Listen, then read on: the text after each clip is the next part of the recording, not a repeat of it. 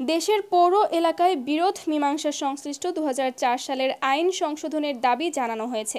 বুধবার রাজধানীর ব্র্যাক সেন্টার মিলনায়তনে বিরোধ মীমাংসা বোর্ড আইন ২০০৪ সংস্কারের প্রয়োজনীয়তা শীর্ষক সেমিনারে এ দাবি জানানো হয়।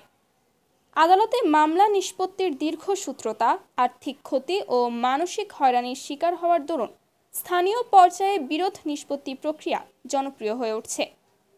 কিন্তু আইনি সীমাবদ্ধতার কারণে পৌরসভা অনেক বিরোধের নিষ্পত্তি করতে পারে না।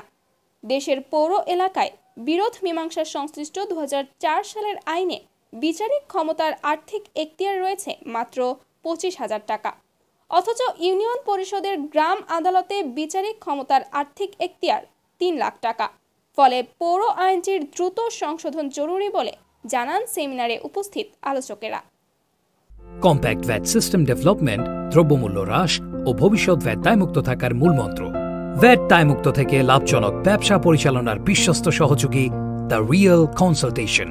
স্বচ্ছ ভ্যাট আইনে দক্ষ ন্যায্য ভ্যাট প্রদানে।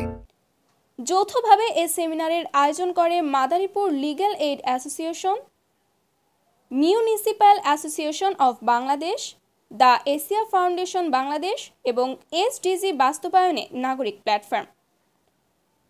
সেমিনারে প্রধান অতিথি স্থানীয় সরকার মন্ত্রী মোহাম্মদ তাজুল ইসলাম বলেন, কোনো আইনে আমাদের একজন সাবেক এডিশনাল সেক্রেটারি তার বক্তব্য বলছে ১৩টি ধাপ আমাদেরকে অতিক্রম করতে হয়। তো সেখানে উনি খুব স্বল্প সময়ের কথা বলছেন, স্মার্টলি করলে ৩ মাসে করা সম্ভব যে কোনো আইন। কিন্তু আমাদের আইনের এত সংখ্যা আছে এবং এত সংখ্যা আইন, নতুন আইন, পুরানো আইন আমাদেরকে সংস্কার করতে হয়, যে কারণে সকল এন্টিটিগুলো খুব বিজি থাকে এবং তাদের পক্ষে আসলে এই সময়টা মিট করতে পারে না। তো কিন্তু আমরা প্রতিটি ১৩টি স্তরে কিন্তু প্রতিটি আইন করার সময় আমাদের পক্ষ থেকে বিচার বিশ্লেষণ করা হয়। আর আমরা এরপরে এই বিরোধ মীমাংসা এটার নামটা কি হবে, যেমন ভিলেজ কোর্ট, এটা কি মিউনিসিপ্যালিটি কোর্ট হবে না আরবান কোর্ট হবে, তো এখন একটা কিছু আমরা পরবর্তীতে এটা নিয়ে তো ব্যাপক ডিসকাশন হবে। সভায় জানানো হয়, বর্তমানে দেশের ৩২৯টি পৌরসভায় প্রায় ৫ কোটি লোক বসবাস করেন। পৌর মেয়র, কাউন্সিলর ও পৌর কর্মকর্তাগণ নাগরিক সেবার পাশাপাশি আনুষ্ঠানিকভাবে বিরোধ নিষ্পত্তিতে প্রতিনিয়ত ভূমিকা রাখছে।